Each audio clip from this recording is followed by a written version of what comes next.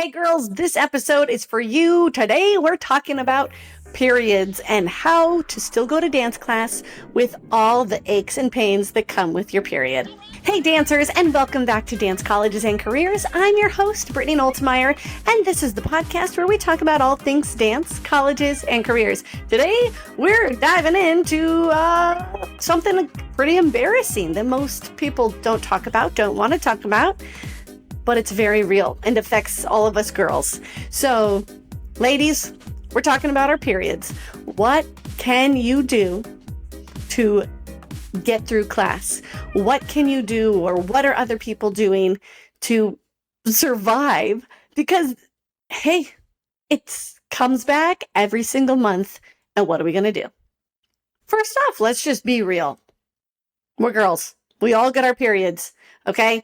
And it sucks. It affects everybody differently, sure, but no matter what, it's no fun. Okay.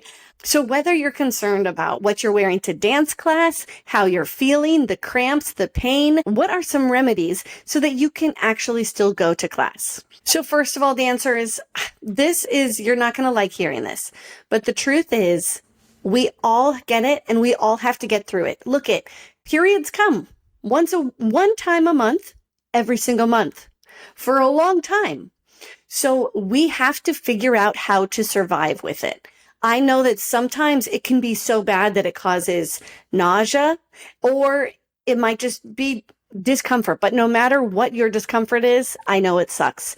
But the real truth is, what happens if you're laid up on the couch every single month until you no longer get your period? Let's see, that could be anywhere from 2 to 5 or 6 days. Let's just say it's 5 days. Okay. 5 days every month.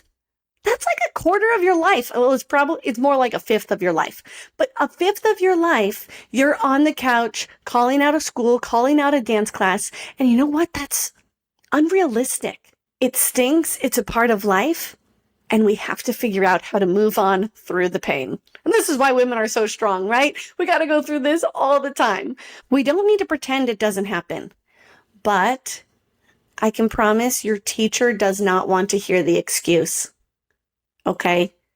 I know, it's hard to hear. You think that we're feeling off, so our teacher would rather know that this is the reason why we're feeling off. The truth is, they want you to figure out how to move through it. I get it. The body can be weaker, more shaky, off center, but going up to your teacher to give an excuse, it's not really necessary. If they're a girl, they get it, they've been through it, and we can still go, oh, I'm sorry. But at the same time, we're your teachers and we're still going, okay, but you got to figure this out. It might be harder to be on your leg. You might be weaker in class. But what happens if you're on your period when you have a performance or a show? Can you all of a sudden just be like, oh, I don't feel good? No, you have to figure it out. You have to work through it, and you have to work through the cramps. The difference between communication and excuses is really big, okay? There's certain people we can whine to about it, right? You can whine to your friends, you can whine to your parents, but your teachers don't want to hear the whining. Alrighty. The other thing that teachers might feel when you come up and try to give them the excuse of, oh, well, I don't think I should dance today, I'm on my period, or I'm not feeling good, I'm on my period, or I might have to step out of some moments because I'm on my period. You're probably not going to get that much sympathy for it, okay? Because right now we're talking about how this happens to all of us. So almost every single person inside the room, it happens to every single month. And then imagine if they're trying to teach and then all of a sudden you're like, I'm out of this one. But why? Usually that has to do more with I'm uncomfortable, I don't want to. And the truth is, what we're saying now is we got to fight through the pain. I apologize if you're the exception and things are totally crazy in your body. I'm so sorry for the extra pain you have to go through. But right now we're talking about the normalcy of it and how we're all affected and what we can all do to make it a little better. So first off, yeah, it hurts. Just like when we're tired and we don't want to run, we don't want to exercise, it's harder to get started. But often, once you do start moving or you start getting the blood flowing in the body, it actually can help you feel better. Not always. Sorry about it. Not always. Sometimes you're still like, oh crap, this sucks. But very often, if you start stretching, if you move, it'll loosen things up. It'll it'll just kind of allow some of the cramping to release, or if nothing else, it'll help you focus on something different than the pain. So if you're going back and forth of, well, should I go to class or should I stay home? I'm going to encourage you to go to class, because you have to learn how to work through it. Even if it hurts, even if it's an off day, we still have to figure it out. And you also need to understand your body when you are on it. Because what if you have a competition, because you know you will, and you'll have competition when you're on your period, and then what do you do that day? All of a sudden you have to figure out what to do? No, you already kind of understand how you're going to be feeling, what you need extra, what things we need to warm up more. Maybe we need a longer stretch. Maybe we need to wake up earlier to get a longer cardio workout to help us get distracted from it. And it's not only that we have to like push through pain, or we have to keep dancing when we feel miserable. It's just that we need to understand our bodies. We need to get more in tune with it. And that's the amazing thing as dancers, is that we already are way more in tune than most people.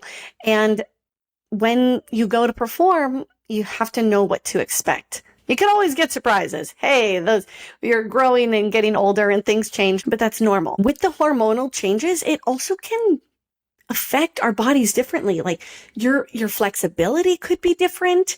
I know for me, I get extremely stiff and it takes a lot longer to warm up, and it hurts a lot more in that lower back when we're doing that fold forward stretch.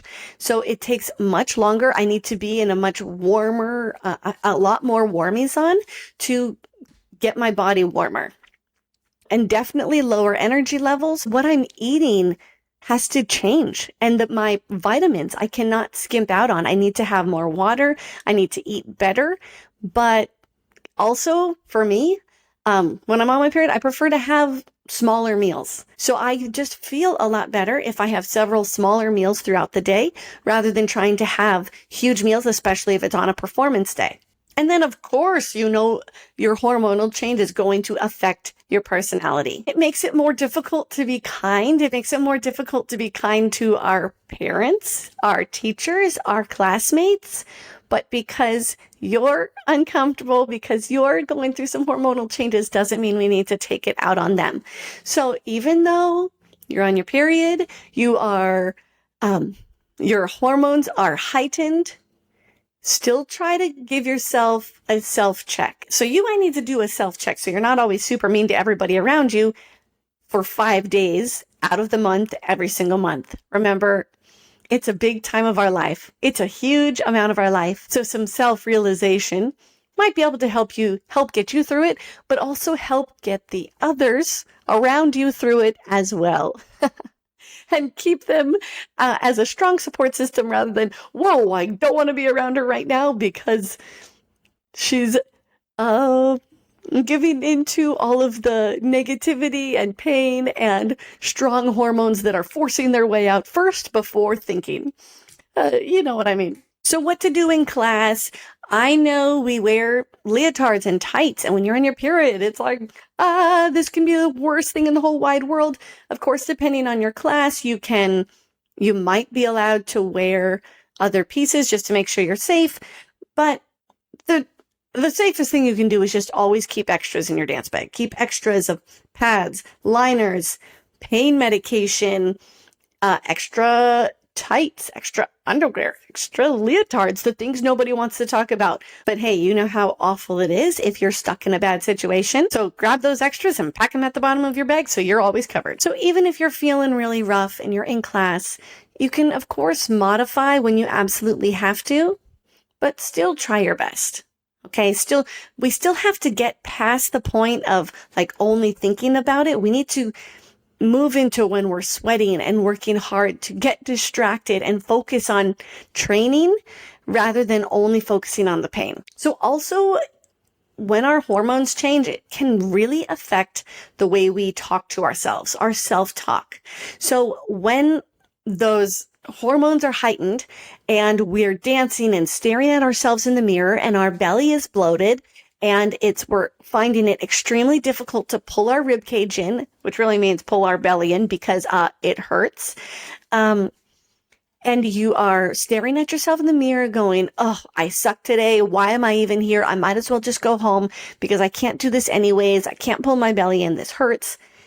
That's gonna make you be even worse than just with all the physical problems as it is. So again, this is just another moment of self-realization, self-love, self-talking to help you. And if you are in class trying to get through it, you're not being lazy. You're not off your game.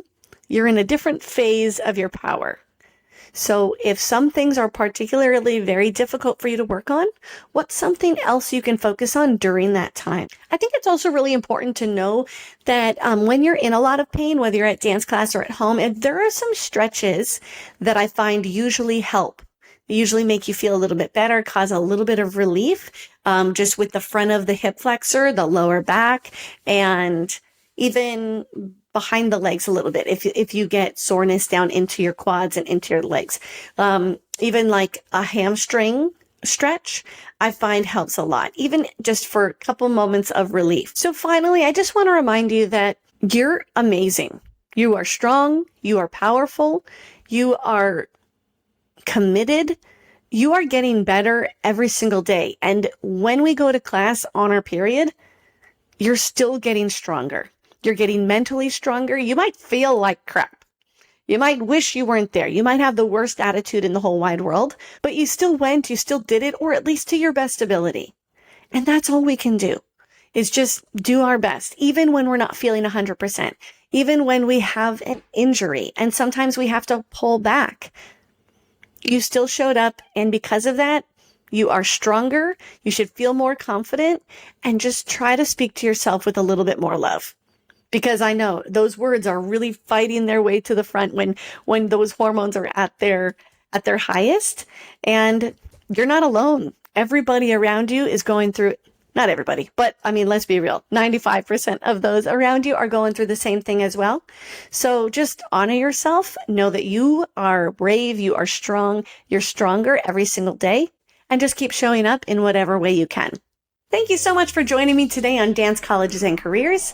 If you want a cheat sheet of some exercises to make you feel a little bit relief when you're on your period, you can find that on my website at brittany.noltimier.com/59. So make sure you go grab that now, and feel free to share it with your friends because you know we all need it. Until next time, be brave, tell your story, and own the stage.